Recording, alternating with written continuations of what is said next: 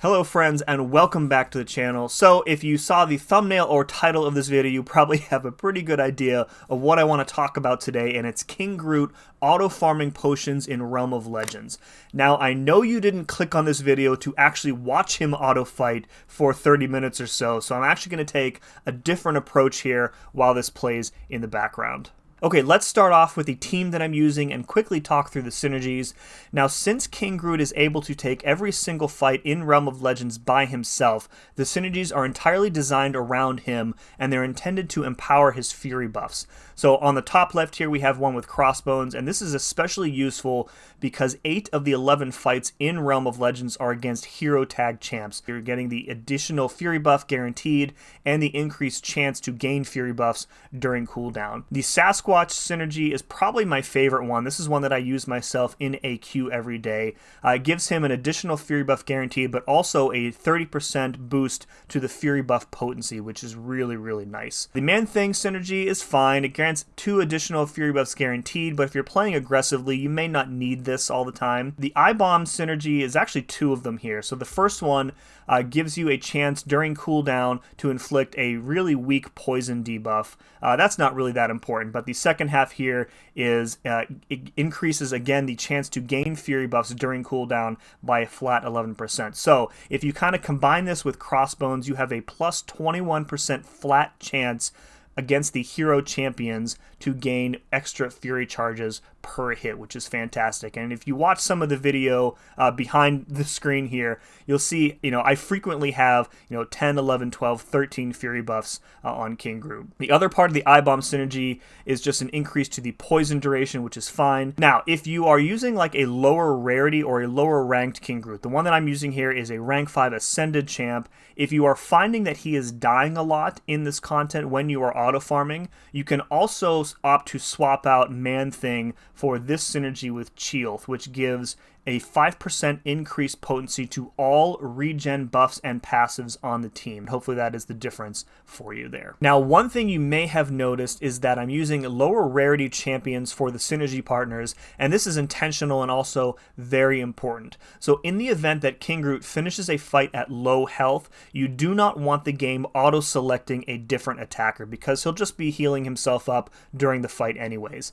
So to this end, I would really recommend you using 4-star or even 3-star synergy partners just to avoid that problem. Now, as far as masteries go, I'm not running any sort of special setup. I'm not running recoil. I'm not running the extended or enhanced fury masteries. I'm running the same mastery setup that I use for day-to-day content. And this is also intentional because I want to be able to fit in auto farming wherever I can in between other game modes without having to spend units on a mastery swap.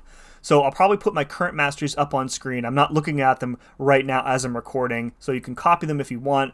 The most important mastery that you want to max out is Despair, and that is going to help you limit Wolverine's regen. You are going to be getting some poison debuffs from the I-Bomb synergy or a lucky special 2, but sometimes you'll get permanent armor breaks from the special 1, and the Despair mastery is going to go a long way into reducing or even eliminating Wolverine's regen. Alright, so I made the claim earlier that I think King Groot might just be the most efficient automatic potion farmer in the game, so let's talk numbers for a second.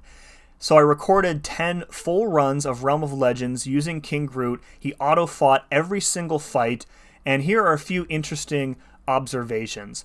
The first one is that my King Groot did not die a single time through 10 runs. He came close a few times against Scarlet Witch, and she is by far the most dangerous matchup for him because she can remove his regen buffs and heal block him. King Groot being able to reliably and consistently keep himself alive for the entirety of a quest means that I can start the quest, set a timer for like 35-ish minutes, and just walk away. And then when the timer is up, I can come back and see him about to finish up the quest and then restart it. Second, over the course of my runs, I averaged 9 level 3 potions and 2 team level 3 potions per run. Now, the team potions are not terribly valuable to me, but when you look at the amount of health that 9 level 3 potions restore, it's roughly equivalent to a single level 4 potion and a single level 5 potion put together. So a full run effectively nets you one of each. Third, Over the course of these recorded runs, King Groot was able to clear the entire quest start to finish in an average of 35 minutes, which I mentioned a second ago. And if that seems like a long time, keep in mind this is auto fighting and the AI not particularly that smart, and that's also 35 minutes that you can spend doing literally anything else but playing the game. Now let's take that last one step further. If you're in a position where you like work from home, or you can otherwise like sit your phone on a charger next to you while you work, you can get 13 full runs in during an 8-hour period. Now obviously your situation might be different, so we'll just use 8 hours as like a median value. So on average, 13 full runs is going to get you about 117 level 3 potions, or the equivalent of 13 each of L4 and L5 potions. And 117 a day is pretty good. Now, one last number.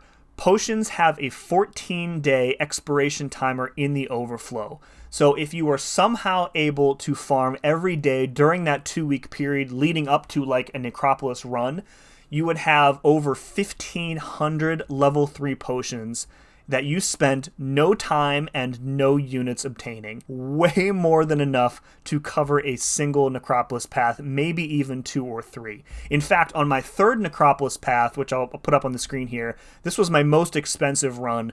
I used 24 L4 potions and 25 L5 potions. So with that information, I know that if I do at least 25 runs through Realm of Legends, auto-fighting with King Groot, it would give me enough potions to last me another run. You know, I say this a lot, but King Groot is too often overlooked in the Cosmic class, and I think that's just because, you know, the top of the class is filled with such incredibly powerful champions, one of which is completely broken, but that's beside the point. Having shown you these numbers today, I really hope that I've made a convincing argument that ranking up King Groot is not only ranking up a good champ, but you can also look at it as an investment in item conservation. Either way, if you've made it this far into the video, please leave me a comment below that says, "Long live the King." And as always, thank you very much for watching, and we'll see you again next time.